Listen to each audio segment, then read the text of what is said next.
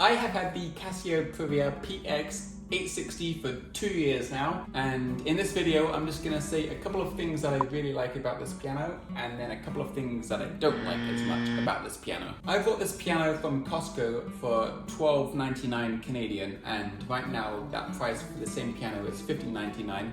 So that's how much the piano is right now. One of the top features of this piano that I really like is the fact that it has weighted keys. Now I know lots of pianos do have weighted keys, especially keyboards, but this Privia model has weighted keys and that actually resembles quite similar to that of a grand piano. It's quite nice because I do play a grand piano a few times a week, and just transitioning from this piano to a grand piano is quite easy just because of the weighted keys. The first keyboard I ever had, I remember it wasn't any weight on the keys, it was weightless keys, and just trying to go from that to my piano lessons where my piano teacher had an acoustic piano, it was just almost impossible to learn that skill every week. And so the fact that this has weighted keys, and they are quite weighted, similar to acoustic and grand pianos, is very nice. The second thing that I really like about this piano is the reverb settings on the piano. Now the piano calls this the hall simulator, and essentially it just mimics the acoustic treatment of different rooms. The options they have is the Dutch church,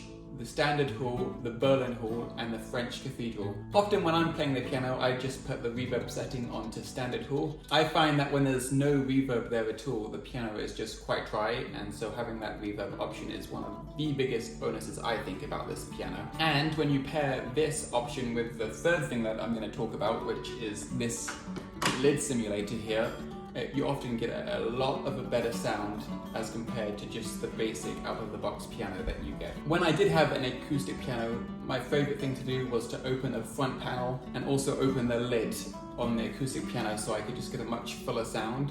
And obviously this isn't quite as good as that, but just to have this option to get the sound come at you from more than just the two speakers in the piano, but actually come out the whole of the top of the piano is very nice. And my final favorite thing that I like about this piano is the fact that it has USB inputs and outputs. Surprisingly, not many of the pianos that I've had in the past actually have this option, so just being able to plug this into my computer if I want to do any recording is super handy. It has both a USB-B option and a USB option. And that is a lot easier than some other pianos I've had in the past where they've had just two 5-pin outputs, a left and a right, and then you need some adapters and dongles in order to get it to USB and so you can plug it into your computer. So this is definitely beneficial, and I like that for that reason. So those are 4 things I do like about this piano. I'm just going to touch on 2 things that I don't really like about this piano, and this is actually being quite picky. These are 2 things that you could probably just skip by and say that's not a big deal for me, but these are just 2 things that sometimes I get annoyed with. And the first one is that this lid here is actually not too easy to put down. What would be nice is if that you can just lift this lid up and it falls down again, but it doesn't work like that. You actually have to get your fingers behind here, and there's a lever back here which you have to push in order to push the lid down. That may not sound like a big issue, but sometimes it's annoying, and just trying to push this thing and fiddling with it can get annoying.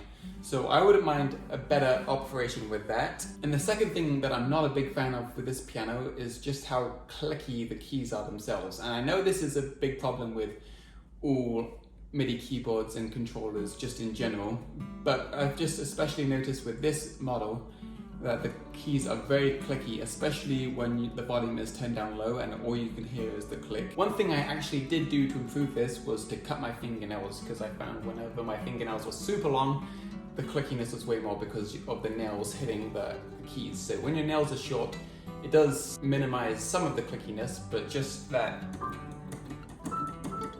sound of your fingers clicking onto the keys is quite annoying. Of course, another way to just get rid of this problem is by turning up the volume very loud so you can't actually hear the click, because all you can hear is the volume of the piano. And that's what I normally do when I'm by myself, but I don't always get that privilege. So sometimes when other people are in the room and I want to turn the piano down a little bit, I just find myself getting quite annoyed at that clickiness of that piano. So that's just a couple of my thoughts on this mini review of the Casio Privia PX-860. If you have this exact same model, let me know what you think about this piano, and just maybe you have some different things you like about it, maybe there's some other things you don't like about it. But yeah, just let me know in the comments.